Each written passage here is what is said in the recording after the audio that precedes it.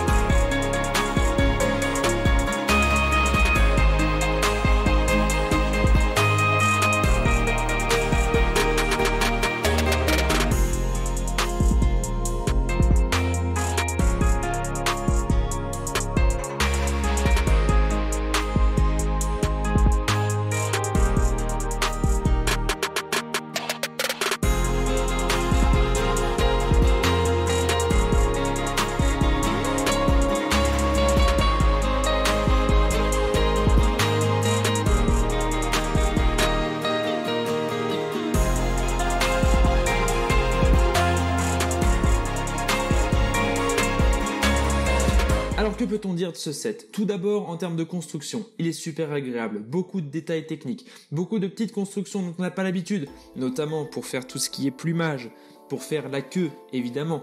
Nous allons avoir beaucoup de petites pièces qui vont se rabattre, qui vont s'écarter, comme ceci. Ensuite, et ça c'est un petit détail auquel vous devrez faire attention, c'est que nous avons beaucoup de blanc sur blanc, beaucoup de ton sur ton, donc parfois quelques pièces assez compliquées à placer puisqu'on ne voit pas réellement les différences. Nous avons aussi beaucoup d'assemblage technique, donc là encore une fois, vigilance, puisqu'il ne faudrait pas se tromper de cran, ce qui aurait comme conséquence d'annuler les effets de la manivelle.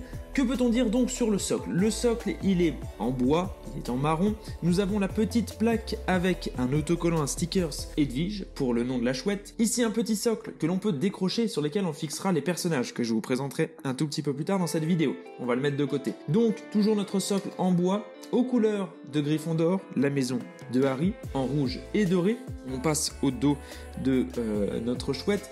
Ici la manivelle que nous actionnerons un peu plus tard. Donc voilà, un socle somme toute très basique, très élégant, sur lequel repose donc notre chouette. Alors notre chouette, que peut-on en dire? Elle tient la lettre, sûrement la lettre d'admission pour Poudlard. Petit bémol sur cette lettre, c'est que les stickers n'ont pas réellement la même couleur que la pièce en tan. On est sur un tan légèrement plus foncé. C'est pas gravissime, mais néanmoins il y a une petite différence de couleur ici. Bon, on aurait pu s'en passer, je pense que Lego aurait peut-être pu sérigraphier les pièces de l'enveloppe. Nous avons également le cachet de la lettre qui est ici, rouge, ça rappelle la cire, avec encore une fois le stickers. Et sur ce stickers, nous avons l'emblème de Poudlard. On va y aller donc de profil avec Edwige et sa tête qui peut donc tourner, comme vous pouvez le voir, telle une véritable chouette. Sur le côté, les plumes des ailes qui peuvent s'orienter rapidement, vous pouvez les monter, vous pouvez les rabaisser comme ceci. Voilà, ça dépend de la position dans laquelle vous voulez placer votre chouette. À l'arrière également, les plumes de la queue peuvent s'écarter comme ceci, alors seulement les deux dernières rangées. Donc voilà, c'est surtout pour pouvoir placer votre chouette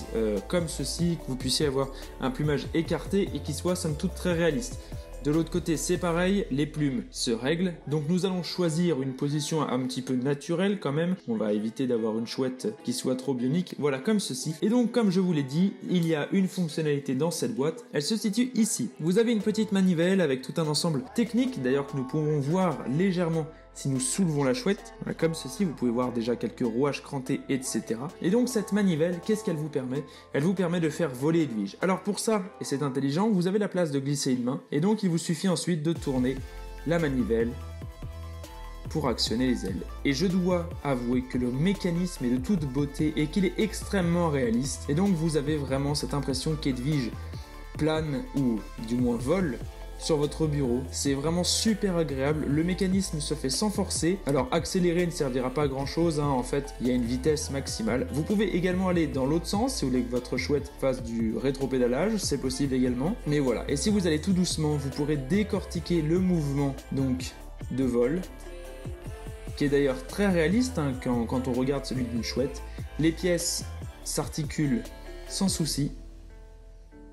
c'est vraiment superbe. On notera également que Edwige est posée sur son socle et n'est pas tout à fait droite, hein. Elle est légèrement inclinée de biais, voilà, ce qui permet vraiment d'avoir une sorte de vue de vol, et je trouve ça très joli. Donc une très grosse réussite sur ce set, tant sur le plan technique que esthétique. Vraiment, la chouette, elle est très très belle, elle est très élégante, elle est très fidèle à ce que l'on peut voir dans les films. Donc un grand bravo à Lego pour la reproduction d'Edwige. On passe côté figurine avec Harry Potter et sa chouette, cette fois-ci en version miniature, posée donc sur le petit socle que je vous ai montré tout à l'heure.